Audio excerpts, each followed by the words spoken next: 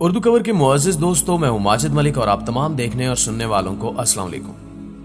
ناظرین گرامی، دیو مالائی قدیمی قصے کہانیوں میں ایک کردار میڈوسا کے نام سے ذکر کیا گیا ہے، جس کے بارے میں مشہور تھا کہ اس مخلوق کی شکل و صورت عورتوں جیسی تھی، جبکہ اس کے سر کے بالوں کی جگہ زندہ سانپ ہوا کرتے تھے۔ سوال یہ ہے کہ کیا یہ مخلوق واقعی وجود رکھتی تھی، اور خلافت عثمانیہ کے دور میں اٹلی کے افراد نے اس کی قبر کیسے تلاش کی، اور سلطان محمد فاتح کو قبر کے عوض کتنی رقم کی آفر کی گئی، اور یہ کہ سلطان محمد فاتح نے کیا جواب دیا۔ آج کی زیر نظر ویڈیو میڈوسا نامی دیو مالائی کردار کے گرد گھومتی ہے، جس کی پر اسراریت آج بھی اٹلی، روم اور دیگر علاقوں میں بدستور موجود ہے۔ اس کردار کی حقیقت جاننے کے لیے ویڈیو سکپ کیے بغیر آخر تک ضرور دیکھیے گا۔ تو آئیے چل کر موضوع کا باقاعدہ آغاز کرتے ہیں۔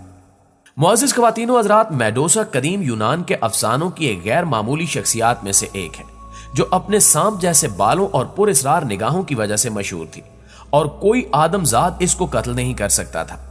اس لیے جیسے ہی کسی کی نظر اس کی شکل پر پڑتی، وہ آدمی پتھر کا ہو جاتا۔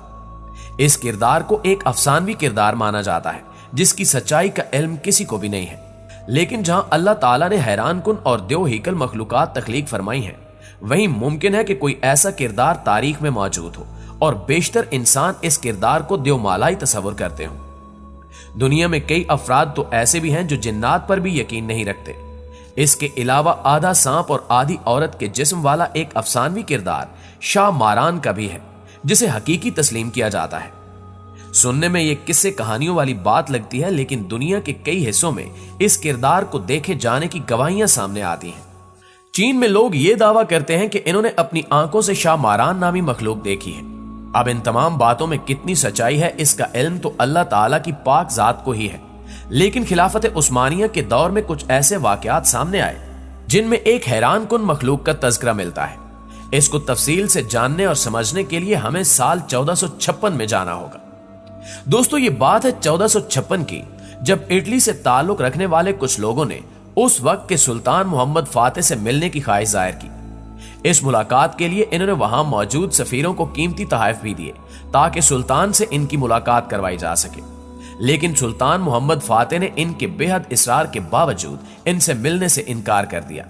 لیکن سلطان کے انکار کو نظر انداز کرتے ہوئے وہ لوگ سلطان سے ملنے پر بضد تھے، جس پر سلطان محمد فاتح نے اپنے وزیر کو ان سے ملاقات کرنے بھیجا، اور اس طرح وہ لوگ سلطان سے ڈائریکٹ تو نہیں مگر انڈائریکٹ ملاقات کرنے میں کامیاب ہو گئے۔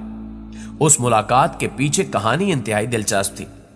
اٹلی کا یہ وفد استنبول میں موجود زیر زمین قدیم تالاب کے ایک سلسلے، جس کا نام بسیلیکا سسٹین بتایا جاتا ہے، تک جانا چاہتا تھا، اور ان کے خیال میں وہاں قدیم زمانے سے ہی خزانے موجود تھے، لیکن اس وقت وہاں موجود حکومت مسلمانوں کی تھی، اور اٹلی کا یہ وفد سلطان محمد فاتح کی اجازت کے بغیر ان خزانوں تک نہیں پہنچ سکتا تھا۔ اس لیے انہوں نے وزیر اعظم کے ذریعے سلطان محمد فاتح کو ایک بار پھر پیغام بھجوایا کہ وہ ان سے ملنا چاہتے ہیں۔ سلطان محمد فاتح، جو سیاست کے میدان کے ماہر تھے، انہوں نے ان سے ملاقات کرنے کی حامی بھر لی، اور اس ملاقات میں انہوں نے سلطان کو بتایا کہ بسیلیکا سسٹین میں بے شمار خزانے موجود ہیں جن کی قیمت کا اندازہ لگانا مشکل ہے۔ انہوں نے سلطان کو کہا کہ ہمیں ان تمام خزانوں سے کوئی سروکار نہیں ہے، لیکن وہاں پتھر کی ایک ایسی قبر موجود ہے جو وہاں موجود تمام خزانوں سے زیادہ قیمتی ہے۔ دراصل یہی میڈوسا کی قبر تھی، اور اٹلی کا وفد اس قبر کے ساتھ ساتھ میڈوسا کی لاش کو بھی حاصل کرنا چاہتا تھا، مگر وہ یہ کام سلطان محمد فاتح کی اجازت کے بنا نہیں کر سکتے تھے۔ ناظرین گرامی، سلطان محمد فاتح سے ملاقات کرنے والے اٹالین وفد کا خیال تھا کہ میڈوسا حقیقت میں وجود رکھتی تھی، جس کے جسم کو ممی کی شکل میں تالاب کے بیچوں بیچ کہیں محفوظ رکھا گیا تھا۔ انہوں نے سلطان محمد فاتح کو میڈوسا کی اس لاش کے بدلے اربوں روپے دینے کی آفر کی، مگر سلطان نے انتہائی غصے میں ان کی آفر ٹھکرا دی۔ پیارے ساتھیوں، تاریخی کتب کا مطالعہ بتاتا ہے کہ سلطان محمد سے ملنے والے اٹالین افراد بت پرست تھے، اور سلطان محمد فاتح بت پرستی سے شدید نفرت کرتے تھے۔ یہی وجہ تھی کہ انہوں نے اٹالین وفد کے اربوں روپے اسی نفرت پر وار کر پھینک دیے۔ دوسری جانب سلطان محمد فاتح نے استنبول کے زیر زمین خزانوں کی سیکیورٹی مزید بڑھا دی، تاکہ کوئی بھی وہاں تک پہنچ نہ پائے، اور ساتھ ساتھ اس پتھر سے بنی قبر کو بھی وہاں سے کسی دوسرے مقام پر منتقل کر دیا، اور اس کاروائی کو خفیہ رکھا۔ यहां तक कि सालों बाद इसका इल्म खिलाफत उस्मानिया के आखिरी बासर बादशाह सुल्तान अब्दुल हमीद को हुआ।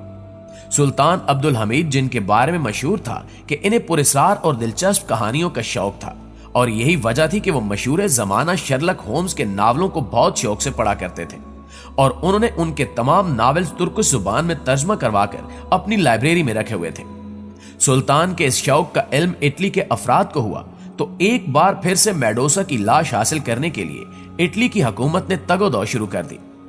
वो लोग जो पहले सुल्तान मोहम्मद फातेह के पास मेडोसा की लाश को लेने के लिए आए थे, उन्हीं लोगों की तंजीम ने एक बार फिर सुल्तान अब्दुल हमीद से राब्ता किया, जिनसे बातचीत और तफ्तीश करने के बाद सुल्तान अब्दुल हमीद समझ गए कि ये लोग मशहूर शैतानी तंजीम फ्रीमैसन से ताल्लुक रखते हैं।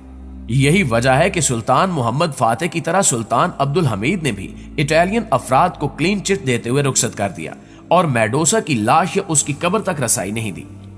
मुअज़्ज़िज़ ख़वातीनो हज़रात, जब सारा मामला सुल्तान अब्दुल हमीद के इल्म में आया तो हासिल होने वाली मालूमात की रोशनी में सुल्तान ने खुद इस मामले की तह तक पहुंचने का इरादा किया। इसलिए सुल्तान अब्दुल हमीद ने अपने सबसे काबिल इंटेलिजेंस ऑफिसर्स को मुंतखब किया और इस पुरस्कार कब्र को खोलने का फैसला किया गया, जिसके मुतल्लिक दावा था कि यह कब्र मेडोसा की है। जब उस कब्र को खोल कर देखा गया तो वहां मौजूद हर इंसान हैरत ज़दा रह गया। उन्होंने देखा कि एक सांप की शक्ल वाली मखलूक मम्मी की सूरत में रखी गई थी, जिसका ज्यादातर हिस्सा सड़ चुका था। सुल्तान अब्दुल हमीद ने वहां मौजूद लोगों को हुक्म दिया कि इस बात को इंतहाई खुफिया रखा जाए, क्योंकि अगर ये बात लोगों तक पहुंच गई तो इनके दरमियान इस हवाले से मसाइल पैदा हो सकते हैं। लेकिन सुल्तान के अलावा फ्रीमैसन भी ये बात जानते थे कि मेडोसा की लाश इस्तांबुल में मौजूद है।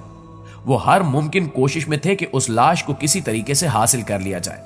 इसलिए जब सुल्तान अब्दुल हमीद को ऐसा लगा कि ये लोग इस राज को फाश करने वाले हैं, तो सुल्तान ने एक तरकीब लड़ाई और इस कब्र को आम आवाम के सामने रखा, लेकिन इसे खोलने से इनकार करते हुए कहा कि अगर इसे खोला गया तो इस पर रोशनी पड़ते ही इसके अंदर मौजूद चीज खत्म हो जाने का अंदेशा है और हम नहीं चाहते कि ऐसे तारीखी विरसे को जाया होने दिया जाए। वहां मौजूद अफराद ने इस मामले को तहरीरी सूरत में महफूज कर लिया। यूं मेडोसा की लाश इटली तक न पहुंच सकी। आज ये पत्थर की कब्र तुर्की में मलाफनारी ईसा के मकबरे के करीब मौजूद है, लेकिन आज ये अंदर से बिल्कुल खाली है।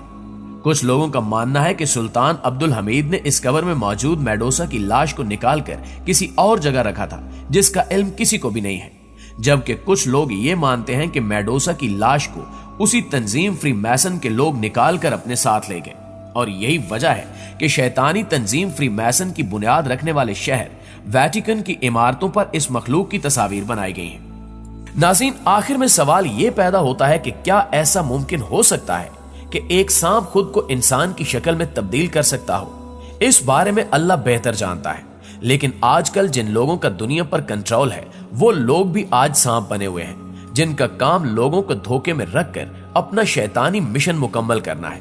यानी ये लोग भी आधे सांप और आधे इंसान की शक्ल में मौजूद हैं। जी तो मुअज़्ज़िज़ दोस्तों, आज की वीडियो में बस इतना ही।